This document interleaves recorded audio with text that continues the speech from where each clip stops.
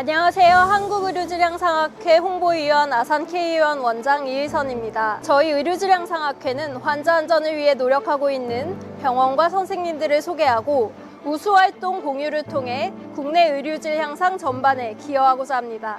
오늘은 일산차병원의 의료질 향상 활동을 소개하러 왔는데요. 일산차병원은 암, 여성, 소아병원 등을 특화하여 2020년 여성 생애주기별 맞춤 의료를 제공하기 위해 개원했습니다. 일산차병원은 포스트 암케어 통합 시스템을 운영하며 환자의 재활과 라이프스타일 코치까지 함께하는 미래형 통합 의료를 제공하여 주목받는 의료기관이기도 합니다. 2021년 한국의료질 향상학회 가을학술대회에서 수상자가 2명이나 나올 만큼 환자 안전과 의료질 향상에 최선을 다하는 병원이기도 한데요. 오늘 병원에서 환자 정보 확인 강화 활동을 이끌었던 폐교학과 김영렬 선생님과 혈액투석 환자를 대상으로 칼슘인 충족률 향상 활동을 이끌었던 인공신장실 방소정 선생님을 만나 질향상 활동 현장을 함께 확인하고 어떤 변화가 있었는지 이야기 나눠보도록 하겠습니다.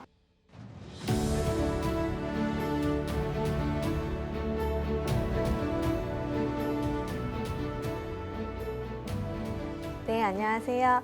일산차병원에서 혈액투석 환자 간호를 맡고 있는 인공신장실 수간호사 방소정입니다. 저희 인공신장실이 2020년 9월에 개소를 하였는데 개소하자마자 한 달 뒤인 10월부터 6개월 동안 심평원에서 주최하는 혈액투석 적정성 평가를 받게 되었습니다. 아무래도 개소를 하자마자 평가를 받는 것이 부담이었는데 오히려 이런 평가를 통해 우리 부서의 취약점을 점검할 수 있는 기회가 되어서 개선 활동을 계획할 수 있었습니다. 그 중에서도 투석을 오랜 기간 하셨던 환자분들도 그 식이관리 방법을 잘 모르고 계셨기 때문에 환자의 삶의 질을 향상시켜드리기 위한 일환으로 이 활동을 시작하게 되었습니다. 혈액투석 적정성 평가에는 구조, 과정, 결과 부문으로 나뉘어 총 13개의 지표가 있습니다. 그중 칼슘인 충족률은 결과 부문에 해당하는 것으로 그 환자의 사망률과 이환율에도 상당한 영향을 미치기 때문에 저희 일산차병원을 찾아오시는 혈액투석 환자의 건강과 삶의 질을 향상시키기 위해서 칼슘인 충족률 향상 활동을 하게 되었습니다. 또한 해당 지표는 환자의 식이요법과 약물요법 이행이 높아야 결과값이 좋게 나올 수 있어서 환자의 의지와 실천이 매우 중요합니다. 그러기 위해서는 의료진들이 환자에게 꾸준한 관심을 갖고 지속적인 교육을 필요로 합니다. 먼저 칼슘인 충족률 개념에 대한 의료진 교육을 실시하였고 충족률 데이터 관리를 위한 전산 시스템을 구축하였습니다.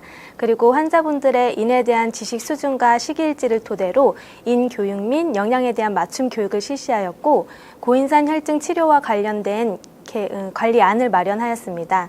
또한 환자분들과 소통하는 과정에서 인약이 다른 약과 묶여 있어서 외식할 때나 식사 중 복용할 때 불편하다는 의견이 있어서 인약만 따로 개별 포장해서 제공을 해드렸고 또 식일지 작성 접근성을 높이기 위해서 모바일 식일지 프로그램을 활용할 수 있도록 환자에게 교육하고 관리해드렸습니다. 아무래도 개소를 한 지 얼마 안 됐기 때문에 그 환자 유치 및 업무 체계 확립을 최우선 과제로 수행했고 3주기 의료기관 인증 그리고 혈액투석 적정성 평가와 함께 칼슘인 충족률 향상 활동까지 동시에 다 진행해야 했기 때문에 과도한 업무량으로 좀 어려운 부분이 있었습니다. 하지만 칼슘인 충족률 향상 활동은 환자의 건강과 삶의 질을 높은 수준으로 유지할 수 있는 부분이기에 환자를 생각하는 마음으로 힘든 부분을 이겨낼 수 있었습니다. 개선 활동으로 저희가 인교육 자료를 만들었는데 이 교육 자료를 통해서 환자에게 일원화된 교육을 할 수 있었고 환자뿐 아니라 의료진들의 지식 수준도 향상되었습니다. 그리고 환자분들에게 꾸준한 관심을 갖고 교육을 한 측면이 환자와의 라포 형성에도 도움이 되었습니다. 또한 전산팀과 협업하여 환자의 칼슘 충족률 관리 시스템을 구축함에 따라 혈액투석 환자 관리 및 업무 편의성이 높아졌고 고인산 혈증 치료와 관련된 관리안을 마련함에 따라 업무 프로세스를 정립할 수 있었습니다.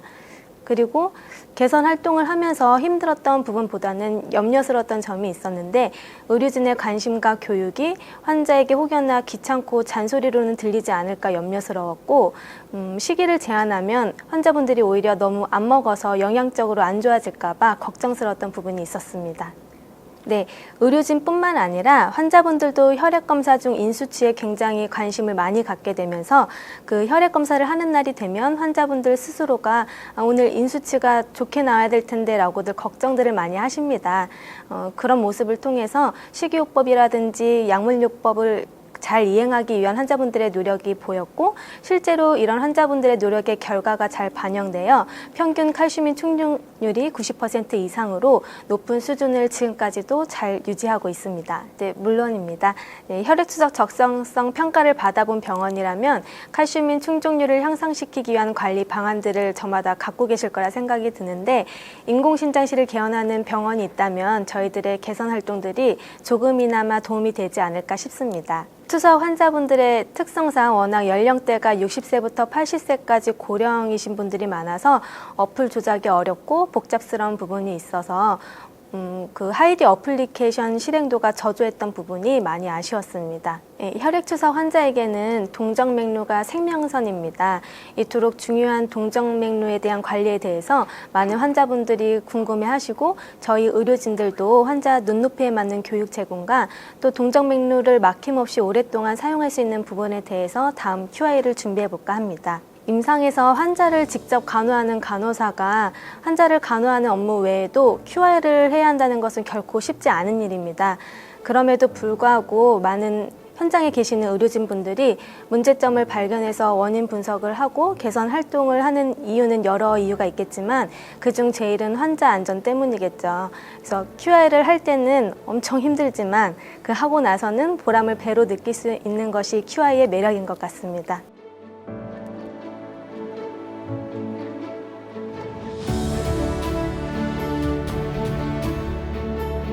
네, 저는 일산차병원 해그학과에서 근무하고 있는 방사선사 김형열이라고 하고요. 해그학과라는 부분에 대해서 좀 생소하실 수도 있는데 저희가 맡고 있는 업무는 이제 일산차병원 해그학과에서 진행되는 모든 해그학 검사와 RI 치료병실 관리, 그리고 방사성 동위원소 치료, 방사성 폐기물 관리 및 이제 처리 등의 업무를 맡고 있습니다. 환자학위는 이제 모든 의료 쪽에 종사하시는 분들은 알겠지만 가장 기본적인 분야고요. 그리고 가장 기본적인 의료 서비스인데 이게 상황에 따라 잘 지켜지지 않는 경우가 많습니다.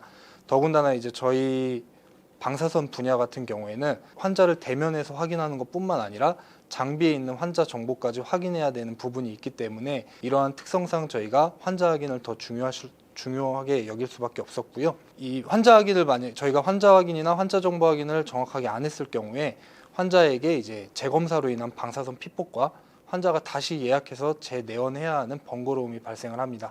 무엇보다도 이제 치료 영역에서 환자 확인이 제대로 이루어지지 않았을 경우에 고설량의 방사선이 피폭이 되어 치명적인 위험을 초래할 수 있기 때문에 저희가 이러한 부분을 좀 개선하고 강화하고자 QI 활동으로 선정해서 진행하게 되었습니다. 일단은 가시적인 부분에서 문제점이 보였는데 저희 병원에서 진행하는 환자 확인 모니터링에서 환자 확인 수행률이 89%로 낮은, 다른 부서에 비해 낮은 수치가 나왔고요.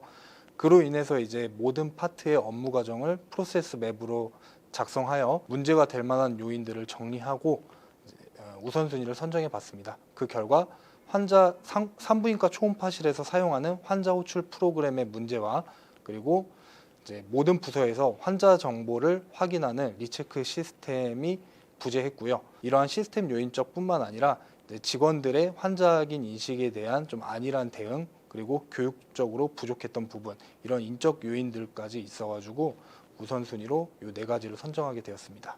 먼저 환자 확인 교육 활동을 진행을 하고 부서마다 파트마다 업무 프로세스가 다르기 때문에 그 파트별로 적정한 MOT를 구축을 하여 서류로도 보관을 하고 있습니다. 그리고 두 번째로 저희가 정기적으로 파트별로 환자 확인 모니터링을 수행을 하고 있고요.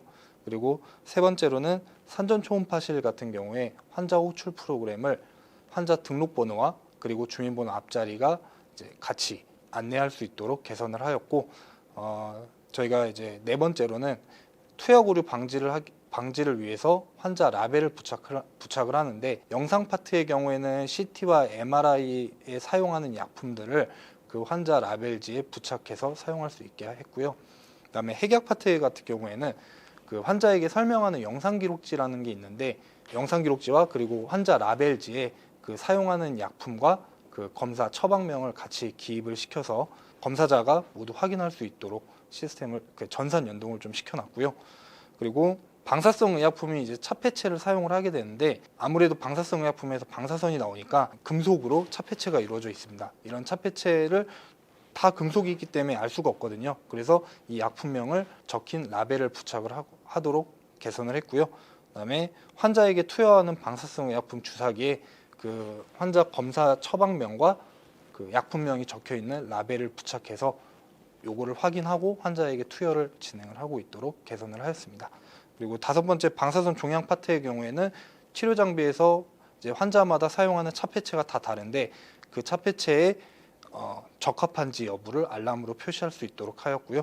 그다음에 마지막으로 환자 확인 캠페인 포스터를 이제 부서마다 비치하여서 게시하고 있습니다. 사실 어려움이 없었다고 하면은 거짓말이겠죠.